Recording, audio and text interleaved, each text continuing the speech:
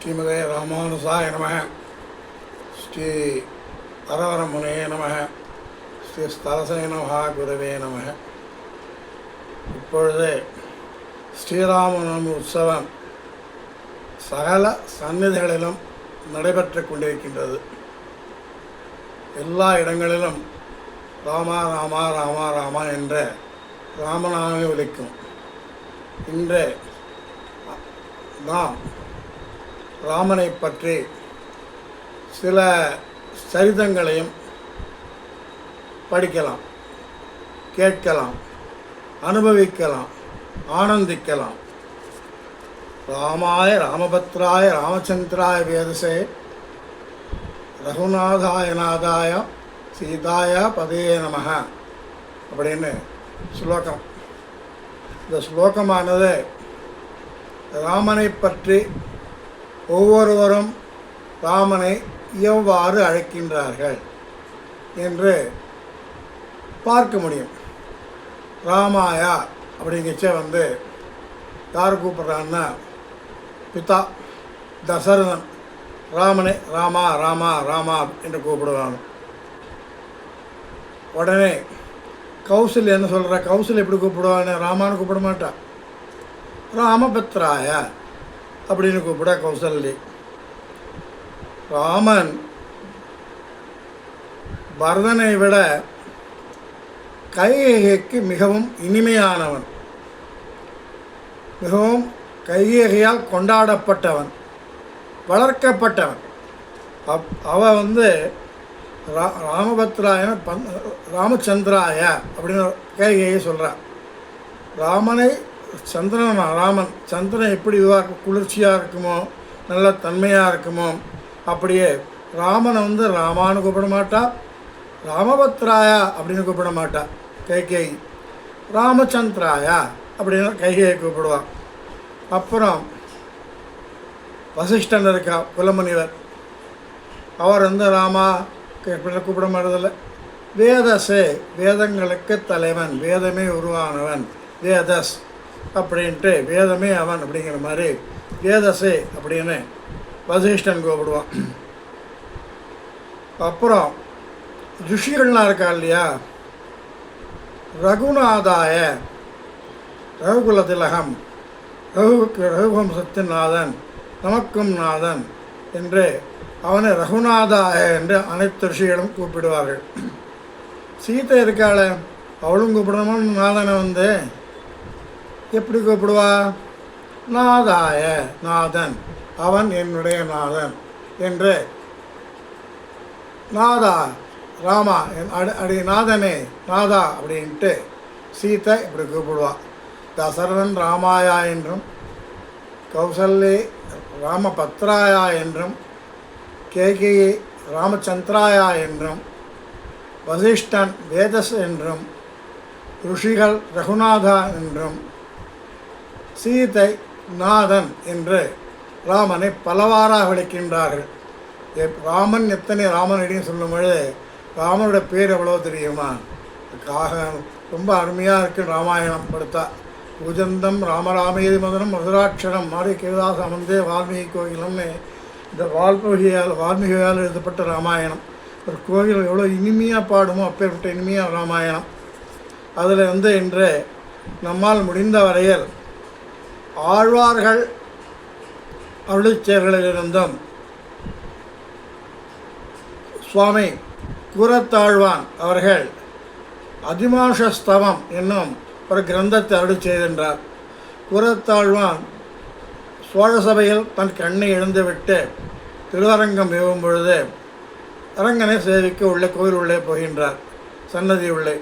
அப்பொழுது காவலர்கள் அவரை தடுத்து, சுவாமி இங்கு அரச கட்டளை என்ன என்றால், ராமானுஜ பக்தர்கள், ராமானு சீடர்கள், ராமானுஜ அடியார்கள் அரங்கனை சேவிப்பதற்கு தடை, சேவிக்கக்கூடாது, சேவித்தால் இந்த பாவம் வரும், இது தண்டனை கிடைக்கும், ராஜ தண்டனை கிடைக்கும் என்று சொல்லிவிட்டு, சுவாமி கூரத்தாழ்வானே உம்மை பற்றி நமக்கு நன்றாக தெரியும், நீர் மகா பண்டிதர், உமக்கு வித்யா யாருக்குமே இது பண்ண முடியாது.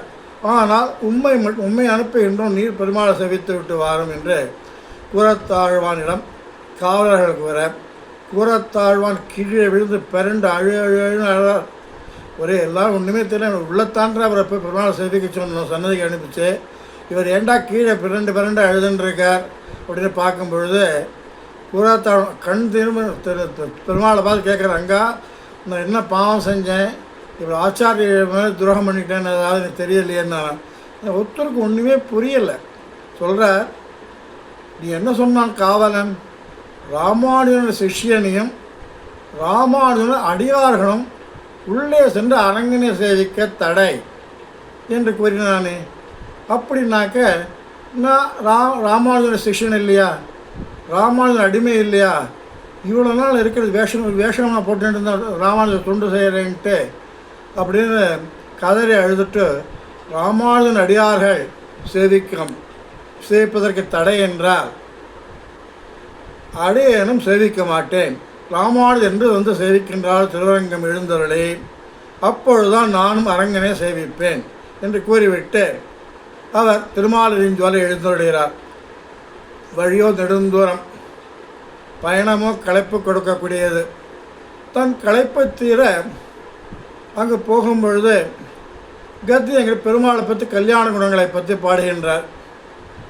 அதில் 5 ஸ்தவம் மொத்தம் பாடியிருக்கார். ஆனால் அங்கு பாடியது 3 ஸ்தவங்கள். ஒன்று போகும்பொழுது வைகுண்ட ஸ்தவம், வைகுண்டத்தில் பெருமாள் எப்படி இருப்பார், வைகுண்டம் எப்படி இருக்கும், வைகுண்ட நித்திய சூரியர்கள்லாம் எப்படி இருப்பார், அங்கே என்ன உபசாரணை பெருமாள் நடக்கும், பெருமாள் யார் கண்ட்ரோலில் இருப்பார், விஸ்வக்சேன கண்ட்ரோலில் இருப்பார், தெய்வமாராவார் திருமகள் பூமி ஏமத்தவரன்னு அத்தனை பேரும் நித்திய இருந்துட்டு பக்தர் முக்தர் நித்தியர் அத்தனை பேரும் அங்கே இருந்துட்டு அங்கே இருக்க எல்லாம் இடங்கள்லாம் விஸ்தாரமாக பாடுவார். அதுக்கப்புறம் அதிமானுஷஸ்தவம்னு கிரந்தம் ஏற்படுத்தி பாடின்னு போனேன். அது 61 ஸ்லோகங்களை கொண்டது.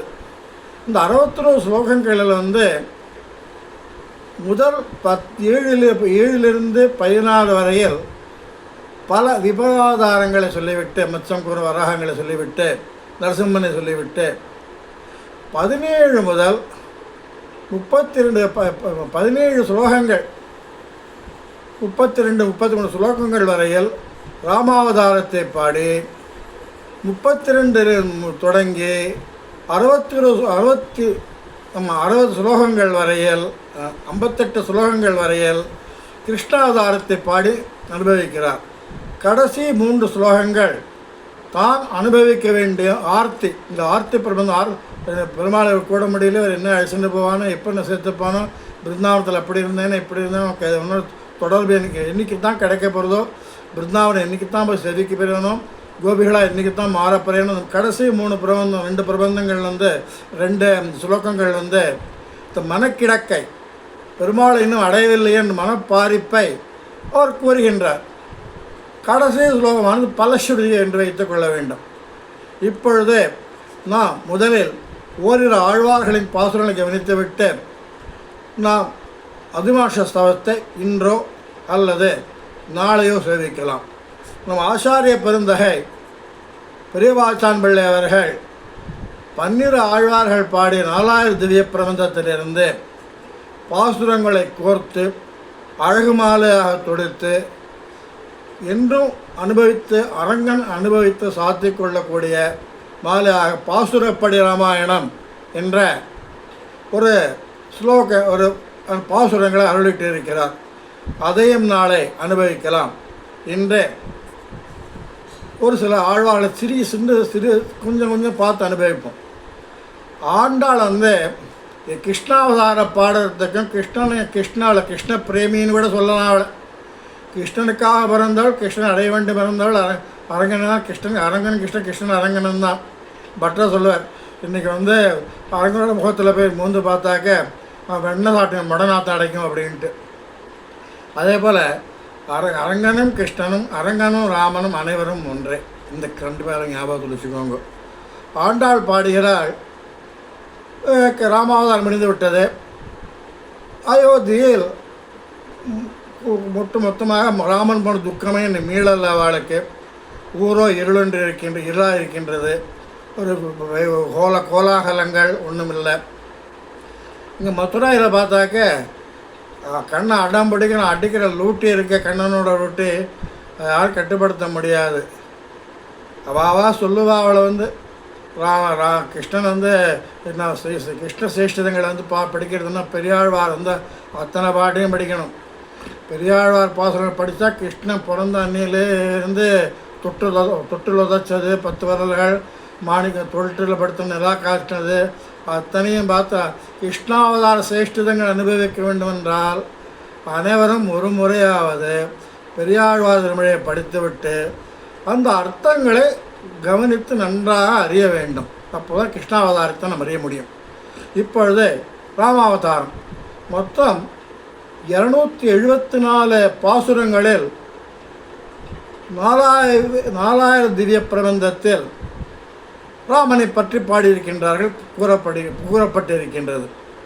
அதில் ஒவ்வொன்றும் 12 ஆழ்வார்கள் பாடிய பாசுரங்கள் அத்தனையும் 12 ஆழ்வார்கள் ராமனை பற்றி என்ன பாடியிருக்கிறார்கள், எந்த வார்த்தையை வைத்து ராமனை பாடியிருக்கின்றார்கள் என்று அறிய முடியும்.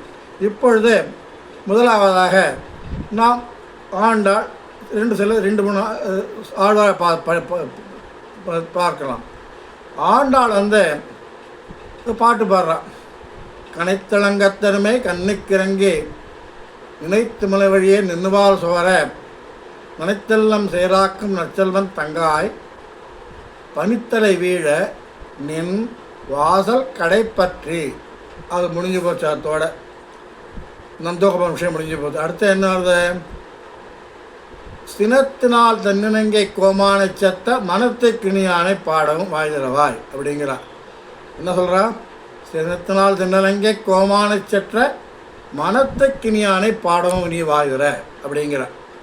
அப்படி சொல்லச்ச உடனே பார்த்தாக்க அயோத்தி பூரா ஜெகஜோதியாக இருக்குது.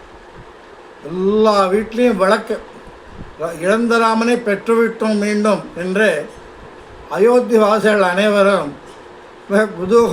குதூகலமாக கொண்டாடி கொண்டு பட்டாடை உடுத்து இது இனிப்புகள் வழங்கி வீடுபுற தோரணம் கட்டி பாடி மகிழ்ந்து வருகின்றார்கள். ஏன் ஆண்டாள் பாடிட்டாளே, பிறந்ததே கிருஷ்ணனுக்காகத்தானே, அவன் ராமனை பாடிட்டா பாடுறா, நம்ம ராமன் எவ்வளோ பெரியவன் பாடுறா அப்படின்ட்டு மனத்தை கிணியானை பாடும் நீ வாய் திரவாய் அப்படின்னு சொல்கிறியே நீ அப்படிங்கிறச்சே வந்து முத்துராவில் பார்க்குற அந்த பக்கம் ஆண்டாள் திரும்பி ஆவாவா கையில் கட்டையை தூக்கிட்டு ஓடி வந்துருக்கா. நீ என்னமான கிருஷ்ணன் ராமனை பாடுவ நீ, கிருஷ்ணாவனை பாடுவதாக பிறந்தவளே நீ கிருஷ்ணன் நப்பின்னை நீ ராமனை பாடினாய், எங்களுக்கு விளக்கம் தேவை, சொல்லப் போகின்றாய் இல்லையா என்று அங்கே வரை அந்தகாரமாக மதுராவில் வரை இருட்டு, அயோத்தி வெளிச்சம். மனத்துக்கினியானை அப்படின்னு பாடிச்ச என்ன சொல்கிறாருனாக்க, இது மகிழ்மையாக கவனிக்க வேண்டிய விஷயம் ஒன்று. ராவண யுத்தம் நடக்கின்றது இலங்கையில். எல்லா அஸ்திரங்களையும் முதல் நாள் போரில் ராவணன் களைத்து தோற்று நின்று விட்டான். அவனால் செய்யக்கூடிய ஒன்றும் அடுத்த இதை அவன் எடுப்பதற்கு உடம்பில் இது இல்லை, வலு இல்லை. அவனை பார்த்த ராமன் ஒரே அஸ்திரத்தால் முடித்து விடலாமே, ஏன் முடிக்கவில்லை? அது ஏன்னாக்க சொல்கிறான் ராமன், நிசாசரி அரசனே, நிசாசரின் அரசனே, அரக்கர் அரசன், நீ இன்று கிளைத்து போய்விட்டாய், உன்னிடம் வலுவில்லை.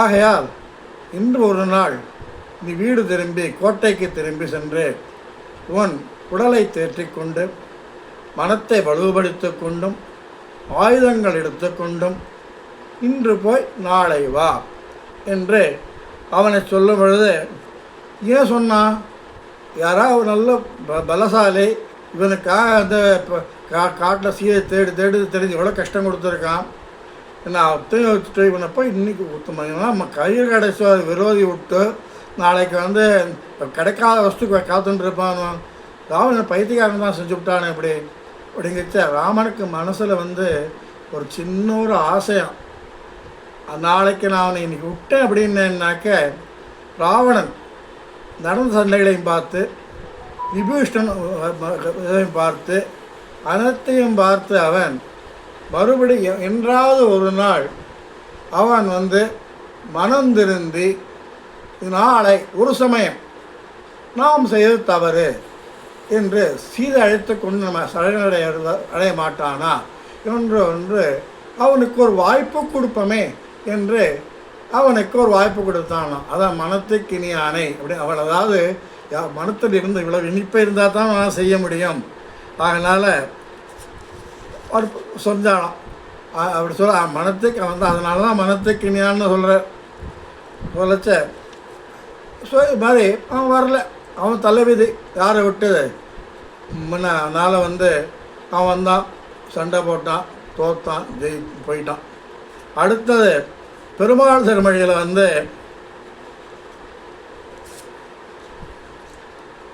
தசரதன் புலம்பல் வந்தாளினை அப்படின்ட்டு 9வது பாசுரம் 4வது பாசுரம் 9 10 4வது பாசுரம். அதில் ராமனை பார்த்தா தசரதனுக்கு அவனை விட்டு வர்றதுக்கே பிடிக்காதான். இந்த தரசவையில் இந்த முக்கியமான மீட்டிங் இருக்கிறது தசரதா, ஒரு பஞ்சாயத்து இருக்குது, முக்கியமான இதை சேர்த்து வைக்கணும், நீ கண்டிப்பாக நீ வந்தாகணும்னு சுமந்திரன் சொல்லிட்டு போடுவாங்க. காலம்பரம் கடுப்பாக பார்ப்பான் சுமந்திரன், இவனுக்கு வேறு வேலை கிடையாது, கொஞ்ச நேரம் ராமனோட சந்தோஷம் ஜாலியாக இருக்கலான்னு பார்த்தாக்க பஞ்சாயத்து என்றைக்கு தீர்றது அப்படின்ட்டு போயிடுவாங்க, அரசவைக்கு போயிடுவான் தசரதன். 10 நிமிஷம் ஆகிருக்கும். சுமந்திரனை பார்ப்பான், சுமந்திரன் கீழே தலை குனிஞ்சிடுவான். சரி இவனை பார்த்தோன்னு படித்த ஏதாவது வேலையை சொல்லிவிடுவான், ராமனை பார்க்கணும், கொஞ்சம் சட்டசபை வைத்து வைக்கப்பட்ட அல்லது சாப்பாட்டு வேலைக்கு முன்னால் கிளம்பி வெளியில் போயிடுவான் அப்படின்ட்டு கீழே குனிஞ்சிடுவான். மறுபடியும் சுபத்திரனை பார்த்து சரி பார்ப்பான். சட்டத்தை பஞ்சாயத்து ஆரம்பித்து அரசவை 5 நிமிஷம் தான் ஆகியிருக்கும். உடனே சுமந்திரனை ராமனிடம் நான் முக்கியமான செய்தி என்று கூற வேண்டியிருக்கின்றது, அவன் அழைத்து வாரும் அப்படின்னுவான். சுமந்திரனு தெரிஞ்சு போச்சு, இது ஒன்றுமே இல்லை, ராவனை பார்க்குறது தான் கூப்பிட்றான்ட்டு ராமன் தந்தையை நானே வர சொன்னான். ராமன் சின்ன குழந்தையாக கையில் வில்ல எடுத்துன்னு இங்கேருந்து வருவான். வரைச்ச உள்ள நடந்து வர அழகாக பார்ப்பானான், முன்னழகை எப்படி முன்பக்கம் நடந்து வர அதை அழகாக பார்ப்பானான். சரி உனக்கு வேலை சொல்லணும்னு நினச்சேன், சரி பின்னாடி பார்த்துக்கலாம் நீ போ அப்படின்னு வானான். உடனே சரி தந்தையே அப்படின்ட்டு பின்னாடி நடந்து போனான். போகச்ச பின்னாடி அழகாக பார்ப்பான், ராமன் நடக்கிற அழகாக. சரி பின்னாடி போனால் சரி அப்படியே முதலோடு இப்போ எப்படி நடக்க அழகாக நடக்கிறான பார்க்கலாமே அப்படின்ட்டு ராமா மறுபடியும் வாயன் ஞாபகம் வந்துடுத்துன்னு வானான். இன்னும் தந்தையும் வருவாங்க. சரி முதல்ல நடைக்கு அழகை விட இந்த இடம் இன்னும் அழகாக இருக்கே அப்படின்ட்டு சொல்லுவானான். வந்தாளின் வா போகுவா நம்பி அப்படின்ட்டு தசரதன் ராமனை நடையழகை பார்த்து அது தசரதன் புலம்பலில் இது வரும் என்ன, அதனால் நடையழகை பார்க்குறத ரொம்ப அழகாக ஆச்சரியப்பட்டானா அந்த வா போகுவா அப்படின்ட்டு உன்னழை காட்டி போகாயோன்னு வந்தாளினை அப்படின்ட்டு 9வது பெருமாள் திருமொழி 9ஆம் 10 4வது பாசுரத்தில் வரும். அதே பெருமாள் திருமொழியில்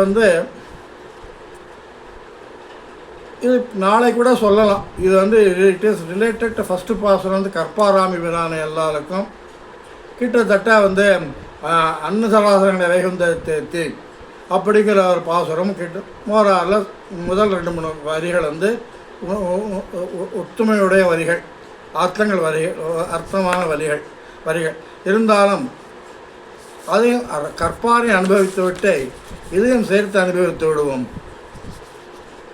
நம்மாழ்வார் 7ஆம் 4 முதல் திருமொழியில் கற்பார் ராமபிரானையல்லால் மற்றும் கற்பரோ பொற்பா முதலா புல்லரும்பாதி ஒன்றென்றியே நற்பால் அயோத்தியில் வாழும் சராசரம் முத்தவம் நற்பால குய்த்தனன் நான்முகனார் பெற்ற நாட்டுளே. கவனிக்க வேண்டிய வார்த்தை இந்த வார்த்தை, நற்பால குய்த்தனன் நான்முகனார் பெற்ற நாட்டிலே அப்படின்னு நம்மாழ்வார் பாடியிருப்பார்.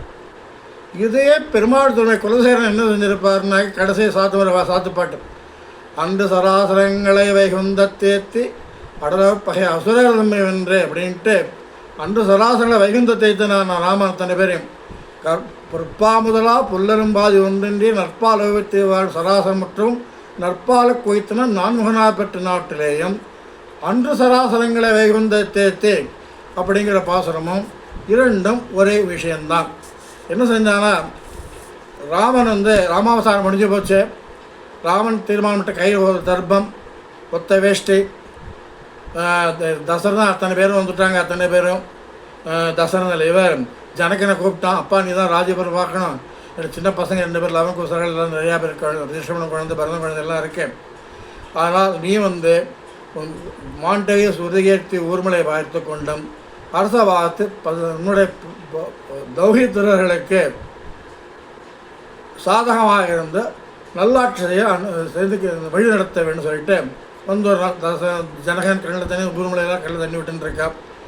ராமன் என்ன சீதை முன்னாடி போயாச்சு வைகுண்டத்துக்கு, அவன் போயானுமே. அதனால் ஒவ்வொரு ஆயுஷம் பரதம் போகிறான், அந்த சங்கு சக்கரம் எல்லாம் ஒரு அவசரம் மேலே போயின்னு இருக்கு. அப்போ ஒருத்தர் நின்றுருக்கான் கையில் கண்ணீரோட, ஒரே அழுக. ராமனே தெரியல. ராமனை பார்த்து குளிரக்கூடியவனவன். ராமன் கண்ணேத்த கண்ணை தாரே விழுந்துருக்கு. அவன் தாரே வந்துருக்கச்சு அவன் என்ன செய்கிறான்னாக்க, அவன் யாரும் இல்லை, நம்முடைய அனுமன் மாருதி. அவனை கூப்பிட்றான் ராமன், அனுமாரே நீர் வாரம், உண்மையும் நாம் அழைத்து கொண்டு செல்ல போகின்றோம், உண்மை நான் தனியாக விட போவதில்லை. அவ்வாறு சொன்ன விட அவன் என்ன சொல்கிறாங்கன்னாக்க, ராமா நீ நான் இது இலங்கையிலிருந்து பிராட்டியை பார்த்து திரும்பி வந்தவுடன் கண்டேன் செய்துக என்ற வார்த்தையை சொன்னேன். அப்பொழுது என்னை உச்சி மூந்து கட்டி அணைத்து கொண்டாய். அந்த வாசனையும் இந்த காந்தியும் இந்த மனமும் என்னுடன் இருக்கின்றது. மறுபடியும் நீர் என்னை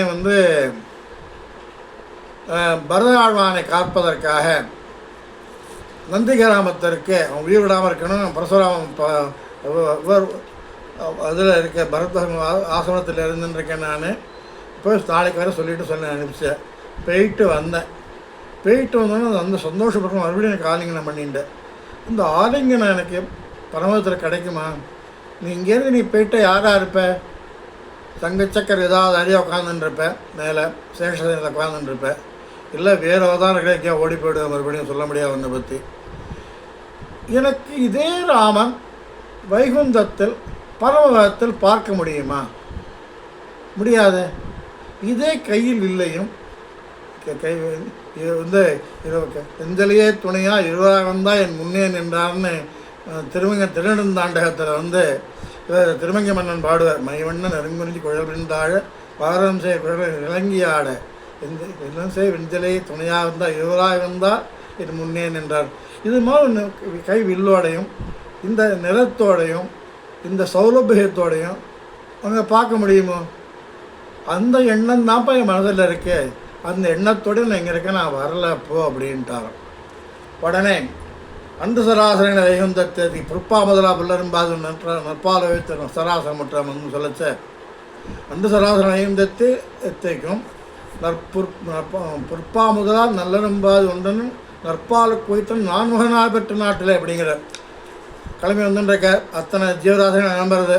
அப்போ ராமா நீ நில்லாத அயோத்தியங்களை தேவையில்லை, நானும் உங்களோட வந்துடுவோங்கிறது. புல் பூண்டு பொற்பா முதலா புல் எறும்பு ஆதி எல்லாம் சகல ஸ்தாவரங்கள் அத்தனை சொத்துக்கள் அத்தனை பேர் வந்துடுறது. சரை நதியில் இறங்கணும். சரை நதியை தண்ணி அத்தனையும் ஜனக்கூட்டமாக இருக்குது, நீர்த்திரைகள் கிடையாது. பார்த்தோன்னே கவலைப்படா, நானும் அவ்வளோ பாவம் மனசில் கஷ்டமாக வந்துடுது.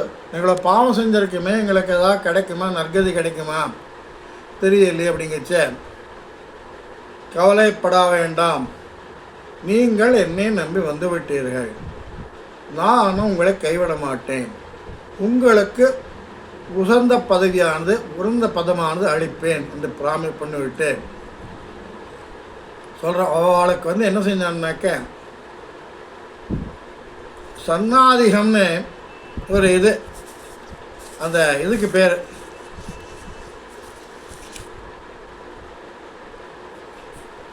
உலகத்துக்கு பேர். அந்த உலகத்துக்கு வந்து பிரம்மலோகத்தோட மிக உசர்த்தியாகவும் உயர்ந்த நிலைமையிலும் வைகுண்டத்துக்கு சமமாகவும் உள்ள ஒரு லோகத்தை உண்டாக்கி அந்த லோகத்தை அயோத்தி வாசல் தன்னுடன் சரையில் இறங்கியவர்கள் அத்தனை பேரையும் அங்கு வைத்தான். நற்பால் அயோத்தியில் வாழும் சராசரமுற்றம் நற்பாலுக்கு குய்த்தனன் நான்முகனார் பெற்ற நாட்டிலே. நம்மனை விட நான்முகனாரை விட அருமையான உலகத்தை ராமன் கொடுத்தான் என்று இந்த பாசுரங்கள் இவ்வாறு பெறுகின்றது. இனி ஒரு ராமனை பற்றிய ஒவ்வொரு சிறு சிறு அனுபவிக்கலாம். 3 சிறிய கதைகள். அது அதுவும் ரொம்ப அருமையாக இருக்கும். இது வந்து திருமங்கமன்னனுக்கு நான் தலை கொண்டு வணங்குகின்றேன். திருமங்கமன்னன் உபயம் இது. அதாவது இது ஏழை ஏதலன் கீழ்மகன் என்றால் மற்றவருக்கு இன்னொரு சுரந்தன் திருமங்கமன்னன் பாடியிருக்க. அந்த பாசுரத்தில் வந்து முதலில் பாடிய வந்து குகனோட நட்பு. குகன்ட்ட பாசுரத்தை ராம நகரத்தை திறந்துட்டு சீதாலட்சுமணனோட குகன் இருப்பிடம் வந்துடுறார். அங்கே குகன் அவருக்கு இருப்பதற்காக இடம் கொடுத்து அவனால் இயன்ற அங்கு கிடைக்கக்கூடிய உயர்ந்த பரிசை கொடுத்து ராமனை வரவேற்கிறான். அவனை எவ்வளவு தடுத்தும் கேளாமல் தன் படைகளோடு ராமருக்கு காவல் இருக்கான். ராத்திரி குகன் ராமன்ட்ட சொல்கிறான், ராமா நீங்கள் விட்டு போயிடாது, நாடு தானே கிடக்குன்னு, நாடு கிடந்தாச்சு, நீ காட்டிலேயே எங்கிட்டே 14 வருஷம் நான் பார்த்துக்கிறேன், இங்கே போயிடாதுன்னு கூப்பிட்டு சொல்லின்னு இருக்கான். அவன் அன்பை பார்த்த ராமன் வந்து, குஹா ரொம்ப சந்தோஷம்டா எனக்கு அப்படின்னா. என்ன சுவாமி எனக்கு கிண்டல் அடிக்கிறேன்னு, இங்கே இருன்னு மாட்டேன்னு இதை பார்த்து ரொம்ப சந்தோஷம்னு சொல்கிறது என்ன அர்த்தம்னாக்க, அயோத்தி பாதுகாப்பு இருப்பதற்காக நான் அங்கே பரதனை வைத்தோம். இந்த காடுகளும் வனங்களும் பாதுகாப்பு இருப்பதற்காக என் தம்பியாக நான் உன்னை வைத்தேன் என்றே கூறி, நான் திரும்பும் சமயத்தில் கண்டிப்பாக உன்னை வந்து சந்தித்து உன்னிடம் இருந்து விட்டு நான் போவேன் என்று என்னுடைய மனைவி, உன்னுடைய தோழி, என் தம்பி, உன்னுடைய தம்பி, நீ என் நண்பன் என்று உன்னுடன் சேர்ந்து நாங்கள் தசரருக்கு 4 பேர் ஆகிட்டோம். 4 பேர் இருந்தோம், 5 புத்திரர்களானோம் என்று தனக்கு அறிவிலும் செல்வத்திலும் குலத்திலும் சமமாக இல்லாதவனிடம் ராமன் நட்பு பாராட்டினான். இது அனைத்தும் ஏழை ஏதலன் கீழ்மகன் என்றால் மற்றவர்க்கு இன்னொருள் சுரந்து பாடமான் மனநோக்கி நம்பி இருந்தலை எம்பி உன் தம்பி மங்கை தோழி அப்படி வந்து, அதனால் இந்த முதல் பாட்டு ஏழை ஏதலன் இந்த பாசனம் வரும். இதில் அனுபவிக்க சரி, இந்த ஏழை ஏதலன் நீ என் தம்பி ஆகிட்ட, நீ தசரன் 5ஆவது புத்திரன் ஆகிட்ட, ரொம்ப சந்தோஷமான வார்த்தை, நீயும் நானும் ஒன்று, யாரும் எங்களை பின்னமே பிரிக்க முடியாது அப்படிங்கச்ச இந்த பாசுரத்தில் அழகான ஒரு வார்த்தை இருக்குது. அதை கவனிக்க வேண்டியது என்னன்னாக்க, மாயமான் மனநோக்கி அப்படிங்கிற வார்த்தை. ஒரு மான் எப்படின்னாக்க தன்னை இம்சை செய்தவரை கண்டால் மருண்டு அலங்க மலங்க விழிக்குமா. குகன் எல்லா மிருகங்களையும் ஹிம்சை செய்யும் கீழ்ச்சாதியில் பிறந்தவன். சீதை அவனை பார்ப்பதும் இராமனை பார்ப்பதுமாக அடிக்கடி அவனை பார்க்கறது இவனை பார்க்கறது, இவனை பார்க்கறது இவனை பார்க்க அப்படி இருந்தாளாம் சீதை.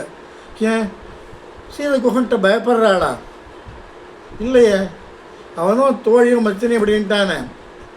இவன் என்ன பயன்னா, குகன் கீழ் ஜாதி, குகன் மிருகங்களை கொல்றோம், ராம சொந்த ஜாதி அப்படின்ட்டு பார்த்துட்டு இருக்காள். வேறுபடுத்தி பார்க்குறாளா? இல்லையே. என்ன இருக்கா பார்க்குறாள்னாக்க, குகன் ராமன் சொல்ல, குகன் உன்னை விட கீழ் ஜாதி என்றும் நமக்கு இணையில்லாதன் என்றும் அவனை நீ ஒதுக்கக்கூடாது, அவனை அன்புடன் சமமாக ஏற்றுக்கொள் என்று பகவானுக்கும் சேதனனுக்கும் இடையில் புருஷகாரமாயிருந்து சேதனனை பகவானிடம் பிராட்டை சேர்ப்பது போல சீதை தன் பார்வையாலே குகனை கடாட்சித்தாள். உடனே சீதையோட பார்வை கிடச்சி கொடுத்து ராமன் ஏத்துண்டு தான் ஆகணும், வேறு வழியே கிடையாது. அப்பேற்பட்ட பிராட்டி நமக்கும் பெருமாளுக்கும் சம்பந்தத்தை ஏற்படி புருஷகாரமாக இருக்காளோ, இந்த புருஷகார போதியான பிராட்டியானவள் இங்கே குகனுக்கு எம்பெருமானுக்கு நான் ஏற்றுக்கொள் என்று சொல்கின்றார். அதனால்தான் குகன் என்பவன் குகப் பெருமானானான். கம்பர் தன் ராமாயணத்தில் இதை அழகாக பாடுவார். ஆழநீர் கங்கை அம்பிகடாவிய ஏழை வேடனுக்கு எம்பி நின் தம்பி நீ தோழன் இந்த மங்கை சீதை உனக்கு கொழுந்தி என்று ராமன் சொன்னதாக கம்பநாட்டாழ்வான் கம்பராமாயணத்தில் பாடுவார். அது நினச்சி சீதை குருகரால் அங்கே உட்காந்துட்டு அசோக வாட்டிக்கால, அதாவது ராமனைப்பட்ட ஆழமான கங்கையில் தோணியிட்டு குகனிட்ட வந்து என் தம்பி உன்னுடைய தம்பி, நீ என்னோட துணை உன் மச்சினி அப்படின்னு சொல்கிறான். ரோபாதையாட்டன்னு அடிக்கடி மயக்கும்போது இவ்வளோ சௌலபியமாக ராமன்ட்ட அப்படின்னு மயக்கம் போட்டு விழுவாளாம். ஸ்ரீகடாட்சம் இப்படி அவர்கிட்ட இருக்கணும் லக்ஷ்மிகிட்ட. இந்த ஸ்ரீகடாட்சம் இருந்ததுன்னாக்க யாருக்குமே எதை பற்றியும் கவலைப்படுவான்னு பெருமாள் அவனுக்கு பக்கத்தில் நின்றுருப்பார் இன்றைக்குமே. லக்ஷ்மணோ லக்ஷ்மி சம்பன்னா என்று இளையவனுக்கு சீதையின் கடாட்சம் இருந்ததால்தான் அவன் காட்டுக்கே ராமனோட வர முடிஞ்சது. வரப்படாதப்ப இங்கே ராஜ்யத்தை பார்த்துக்கோன்ட்டான் ராமன். முடியாது, நான் தான் வருவோன்ட்டு நான் இருக்க மாட்டேன் அப்படின்ட்டு சொல்லிட்டு இருக்கச்ச சீதையை பார்ப்பான். அம்மா கொஞ்சம் ரெக்கமெண்ட் பண்ண அழிச்சுட்டு போச்சுன்ட்டு சீதா பாவம் அவனும் வந்துட்டு போகிறான், நம்ம தம்பி தான் வந்துட்டு போட்டான், உதவியாக இருப்பான் அப்படின்ற. லக்ஷ்மியோட ஆட்சி லக்ஷ்மணோ லக்ஷ்மி சம்பன்னா அப்படின்ட்டு அவனுக்கு கிடச்சது.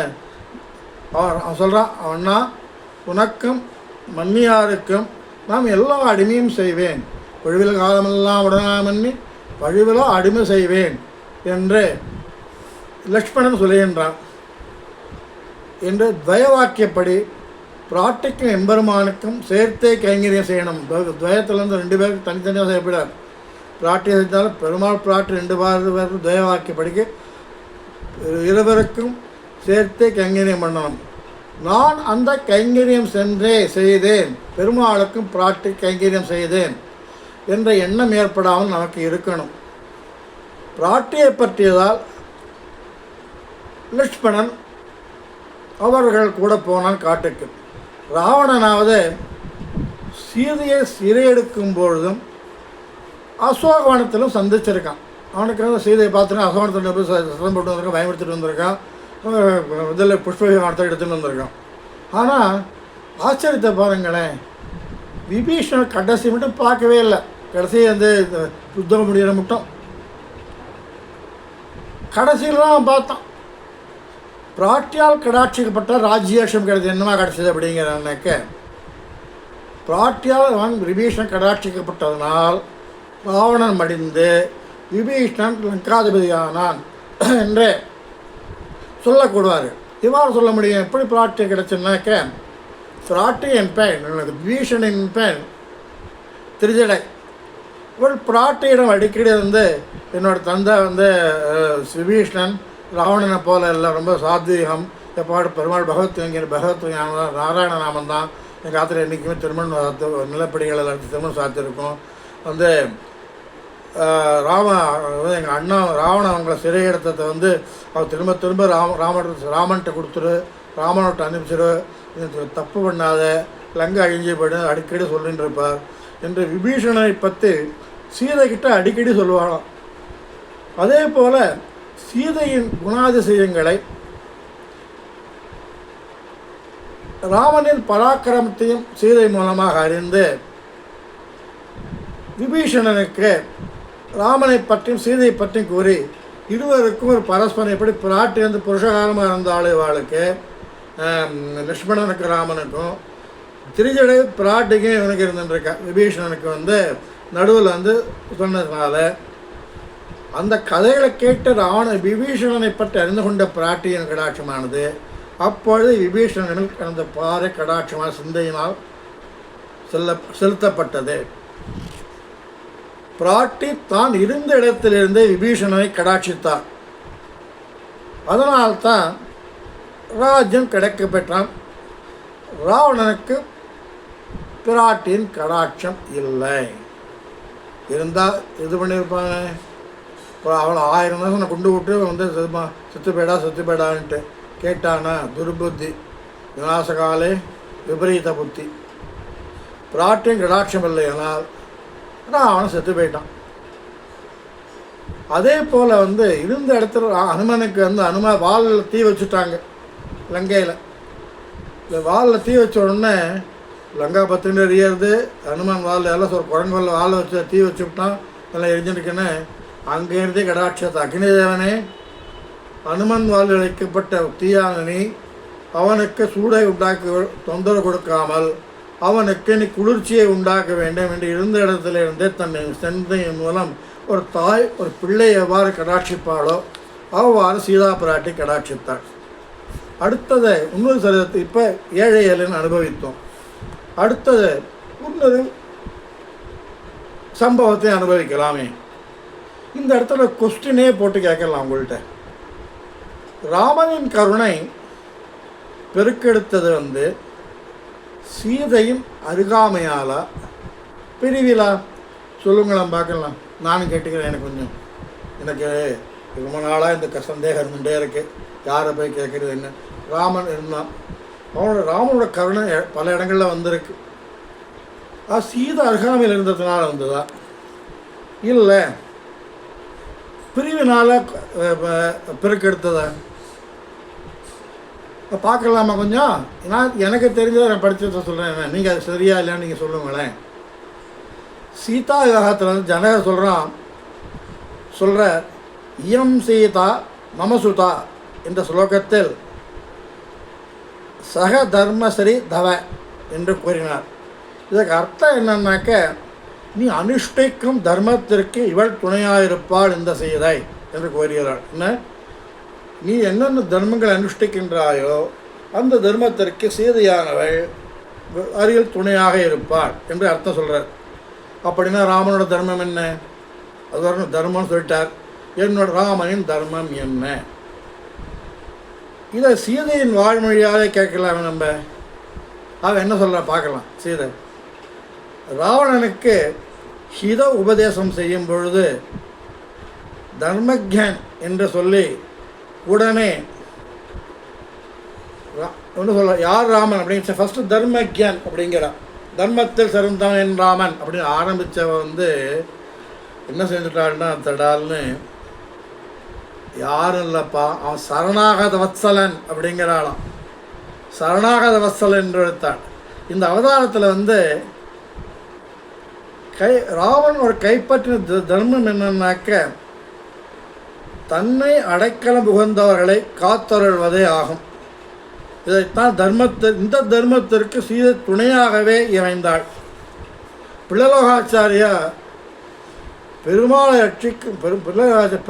ரட்சிக்கும் பொழுது பிராட்டியின் சன்னதி பக்கம் அருகமாய் வேண்டுமாதலால் இதிலே ஸ்ரீ சம்பந்தம் அனுசந்தேயம் என்று பிராட்டியின் அருகாமை முக்கிய பிராட்டின் புருஷகாலத்திற்கு வேண்டும் என்று பிள்ளலோகாச்சாரியா பிராட்டின் சம்பந்தம் அருகாமையும் கடாட்சம் கிடைத்தால் ஒரு ஜீவனுக்கு பெருமாளின் கடாட்சம் கண்டிப்பாக கிடைக்கும். அதற்கு பிராட்டின் புருஷகாரத்தும் பிராட்டின் அருகாமை தேவை என்று பிள்ளலோகாச்சாரியார் என்பதும் மகான் கூறுகின்றார். ஆச்சாரிய பெருந்தகை. இப்பொழுது பிராட்டை பிறந்த ஸ்ரீ சம்பந்தம் பிராட்டை பிறந்து விலகிய ராமனின் செயலை கொஞ்சம் அனுபவிக்கலாமே.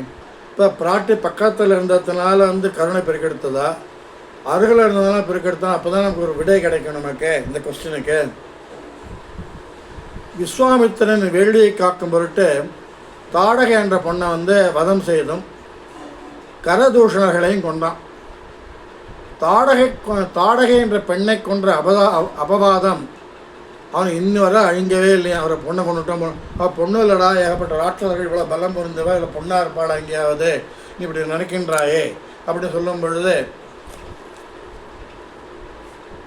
அவனுக்கு அந்த பொண்ணு தானேன்ட்டு இந்த மனசில் அவனுக்கு உறுத்தின்றே இருந்தது.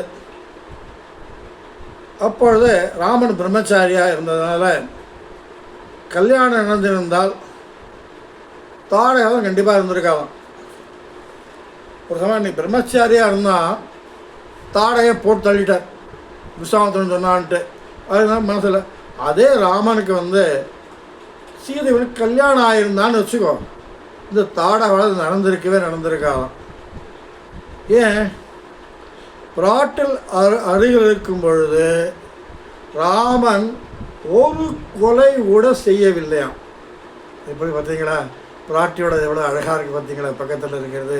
நாமும் இப்போ சீதை கெட்டியாக பிடிச்சோம். பிராட்டி, பெரிய பிராட்டி, ஸ்ரீரங்கநாச்சியார், பெருந்தேவியை, ஸ்ரீரங்கநாச்சியார், ருக்மணியை, பத்மாவதியை கெட்டியாக பிடிச்சிக்கலாம். நம்ம எல்லாரும் பிராட்டி பக்கத்தில் இருந்தால் ஒரு கொலையை பண்ணிடலாம் ராமன். அதுக்கு முன்னாடி தாடையை கொண்டு போட்டு தள்ளிட்டார். அப்புறம் ரிஷிமுக பருவத்தில் ரவாலி சுக்கிரவன் யுத்தத்தில் வந்து வாலி அம்புப்பட்டு விழுந்து கிடந்தான். இது வந்து வாலியோட ராமனும் அவன் வாலியும் பேச சம்பாதானம் எல்லாரும் தெரியும்.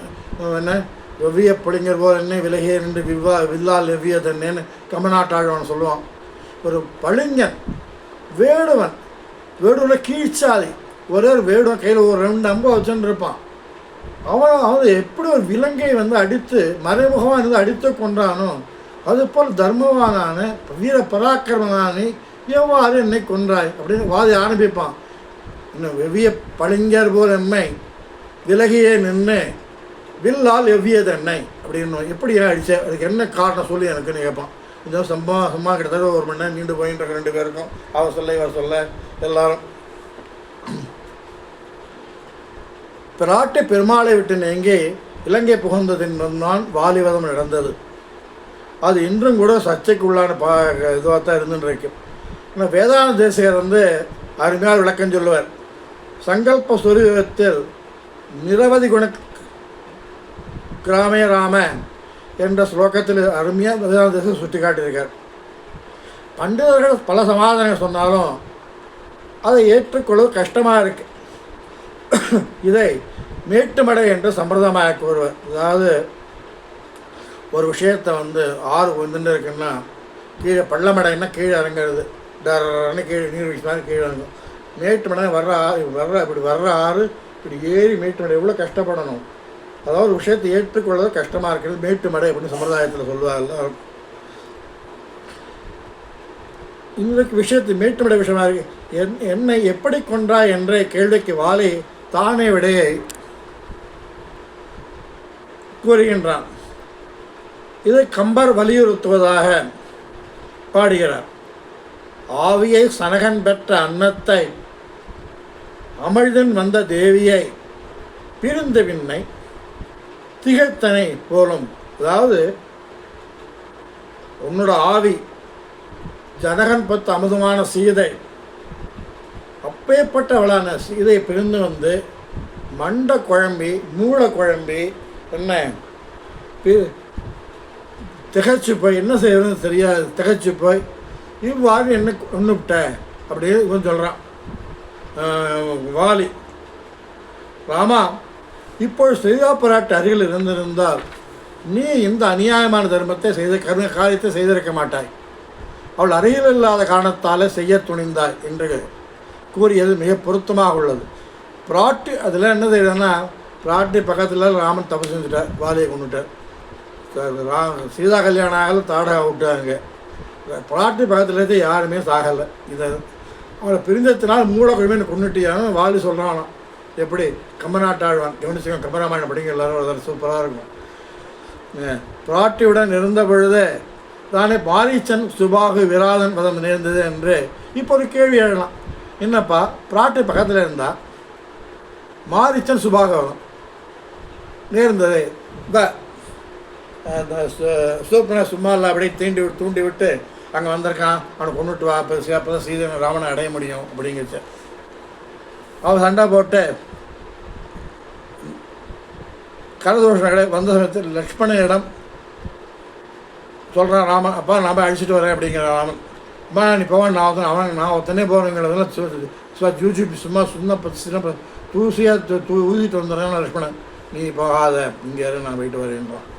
ராமன் போய்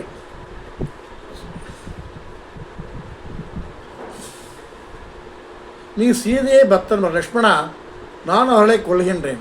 நீ சீதையை பத்திரமாக செடிகொடிகளால் மறைக்கப்பட்டிருக்கும் மலை குகைக்குள் அழைத்துச் சென்று அவளுக்கு அங்கு ஒரு தீங்கும் வராமல் காவல் இரு, நானே இவர்கள் அனைவரையும் அழித்து விடுகின்றேன் என்று கூறி அழித்தான். பிராட்டி யுத்தம் சமயத்தில் அருகில் இல்லை. மாரீச்சன் பொன்மானாக வந்து ராமபாணத்தினால் மடிந்தான். அப்பொழுது சீதை அருகில் இல்லை. சீதை அருகில் ஒரு சமயம் இருந்திருந்தால் உயிர் பழித்திருப்பான். பொன்மானான மாரீச்சனை கொல்ல வேண்டி இருந்ததால் பிராட்டில் அருகில் இருந்தால் அவன் மதம் நடக்காது என்பதால் பிராட்டியை பிரித்து தனியாக அனுப்பிவிட்டு விட்டான். கவனிச்சிங்களா? பொன்மானாத்தை பாட்டி பார்த்துட்டு இருந்தால் ஐயா எனக்கு கொண்டுடா, மான் சன்னா கொண்டுடா அப்படின்வா. மாரிச்சன் பழசோன்னு மகா தீங்கு. கரதூஷணை கொண்டு வச்ச வந்து பிராட்டி லக்ஷ்மணா நீ மலைக்குகை கூட்ட அழிச்சுன்னு போயிடா, இல்லாமல் கிட்ட அவனை அத்தனை கொண்டு வந்துட்டான் ராமன். இந்த 3 இடங்களிலும் வாலிவதம், தடகாவதம், மாரீச்சவதம் 3 இடங்கள்லையுமே சீதை கொல்லும்பொழுது அருகில் இல்லை. காட்டில் விராதன் முதலில் சீதையைத்தான் முடித்தான். அவளை காப்பாற்ற வந்த இருவரையும் பிடித்து கொண்டு சீதையை கீழே விட்டுட்டான். இருவரையும் காட்டில் வேறு இடத்தில் வைத்தான். சீதை தனியாக ஐயோ என்னை காப்பாற்ற வருவதும் இல்லையே, என்னை காப்பாற்ற என்ன நிறைய சென்னாய் புள்ளியும் அடுத்து துண்டோட போயிருப்பா, இந்த பாவி என்னை விட்டுட்டு அவர்களை கலந்து சென்றான், அதுக்கெல்லாம் என்ன கொண்டு போயிருந்தாக்க நானாக பேருக்கலாம், அவளை உயிரோடு இருந்துருப்பாளே, ஒரே புலம்பரா ராமனை லட்சுமணன் அடிச்சுட்டு போயிட்டான்ட்டு, தன்னை அடிச்சுட்டு போகலையேன்ட்டு. விராதனோட ராமன் லட்சுமணனும் விராதனோட போரிட்டு அவனை பலவாறாக அம்பா சேர்த்தவனை கொல்ல முடியவில்லை. அவன் ஒரு உபாயம் கொண்டான். விராதனப்பா என்னை அடித்தாலும் கொல்ல முடியல, நான் ஒரு உபாயம் சொல்கிறேன் கேளு, அப்படி செஞ்சால் நான் செத்து போயிடுவேன் அப்படிங்கிறான் விராதன். ராமா, உன்னால் தான் நான் சாப விமோசனம் அடைய வேண்டும். சாப விமோசனம் பெற்றேன், என்னை குழி வெட்டி புதைத்து விடு, அப்படி செய்தால் நான் இறந்து விடுன்னு சொல்ல அவ்வாறே செய்தான் ராமன். விராத முடிந்தது. அந்த ராதனை கொல்லும் பொழுது குழி விட்டு மூடும் பொழுது பிராட்டி அருகில் இல்லை. இந்த கொலைகள் பிராட்டி இல்லாமல் இருக்கும் பொழுது நடந்த விஷயமாகும். இப்பொழுது பிராட்டின் அருகாம் எப்படி உயிரை காத்தது என்று அனுபவிப்போம். சூர்பனகை சீதையை கொண்டு விட்டால் ராமனை அடையலாம் என்ற ஆசை கொண்டு துராசை கொண்டு அவளை கொல்ல பல ஏற்பாடுகள் சேர்ந்தும் முற்பட்டும் வந்தா. என்னோட அழகிட பெரிய அழகியாக செய்த ராமனை அடையிறது ஒன்று இது பண்ணச்சே, பலாத்காரம் அடைய பண்ணச்ச, அவள் கொடிமூக்கும் காதினும் கூறார்ந்தவாளால் ஈராவிடத்து அப்படின்ட்டு ஒரே விட்டுவிட்டார் லட்சுமணன். ராமன் அந்த சமயத்திலே அம்பை எய்தி அவளை கொண்டு இருந்தால் ராவணன் சீதையை சிறையெடுத்திருக்க முடியாது, லங்காதகம் நடந்திருக்காது, போரெல்லாம் தவிர்த்திருக்கலாமே என்று தோன்றும். ராமன் அன்றைக்கி அங்கே இடத்துல மூக்கையும் காதை இறந்தே சொல்லி அதுக்கு பதிலாக இவளை வந்து மூக்கை அவளை ஒரே அம்பால் கொண்டுட்டு இருந்தான் அப்படின்னாக்க அங்கே சீதை கடந்திருக்க வேண்டாம், ராவண யுத்தம் நடந்திருக்காது, ராமராவண யுத்தம் நடந்திருக்காது, லங்காதகன் ஆகியிருக்காது, பீஷ்ட பட்டாபிஷேகங்களாக ஆகியிருக்காது, தேவையா என்ன செஞ்சுருக்கலாமே அப்படிங்கச்ச சொல்லுவா. சில பேர் கேட்பா.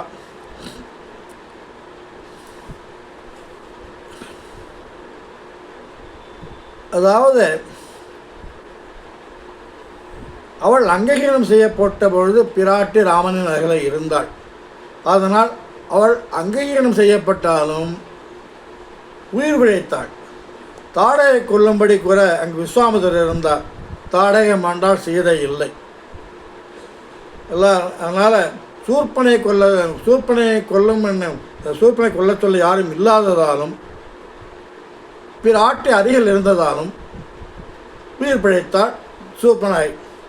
அடுத்த இந்திர மகன் ஜெயந்தன் காக்க உருவெடுத்த சீதையை துன்புறுத்தி அவர் ஸ்தனத்தில் தன் மூக்கால் தொந்தரவு செய்தும் பின் ராமன் தர்ப்பத்தில் பிரம்மாஸ்திரமத்தின் பிரயோகம் பண்ணி அது அன்பை எழுதிவிட அது எல்லாவரும் திருந்தோடி கடைசியிலே போக இடமற்று ராமன் திருவடியில் இருந்து காக்க விழுந்து ஓ என்று கதறி களைத்து விழ ராமன் தன் பிரம்மாஸ்திர மந்திரம் வீணாக்கூட என்று கூற காகத்தின் வேண்டுகோளின்படி அதன் ஒரு கண்ணை குருடாக்கி கொல்லாமல் விட்டார். ஏன்? காகத்தில் விழுந்துடுத்து, காகம் கீழே விழுந்துடுத்து, காகம் கீழே விழுந்துடுத்து. அது பிராட்டுக்கு ராமர் காலிலே விழலை, தள்ளி விழுந்து சீதை தங்கையால் எடுத்து ராமர் திருவிழில் வச்சாலும். அவளை புருஷாக தாயோட பாசம் அவளுக்கு என்ன இவ்வளோ கஷ்டப்படுத்தினாலும் நன்னா இருக்கட்டுமே அப்படின்ட்டு. காக்கை மாംസം சாப்பிட்ட சீதையை சாப்பிட துன்புறுத்தியது என்று பாத்ம புராணத்தில் ராவணனைப் போல் காக்கையும் காமம் பிடித்து அபச்சாரப்பட்டதாக கூறப்பட்டது. இதை பிராட்டு அனுமனம் கூறும் பொழுது காகம் காமம் மேலிட்டு வந்து துன்புறுத்தியது என்று கூறி வெட்கப்பட்டு என்ன சொன்னாலாம், மாமிசம் உண்ண ஆசைப்பட்டு என்று கூறினதாக பெரியவாச்சான் பிள்ளை பெரியஜியர் வியாக்கியானம் கீழே கூறியதை பெரியவாச்சான் பிள்ளை வியாக்கியானம் கூறுகிறது. இதை நாளை இதிலிருந்து அனுபவிக்கலாம். ஆழ்வார் எம்பெருமானார் ஜியர் திருவிடைய சரணம், ஆச்சாரியர் திருவிடைய சரணம். ஸ்ரீராம ராம ராமேதி ரமே ராமே மனோரமே சகஸ்ரநாம தத்துல்யம் ஸ்ரீராமநாம வராணனே. அடியேன் காரப்பங்காடு நங்காடு ஸ்ரீனிவாச ராமானுஜ தாசன்.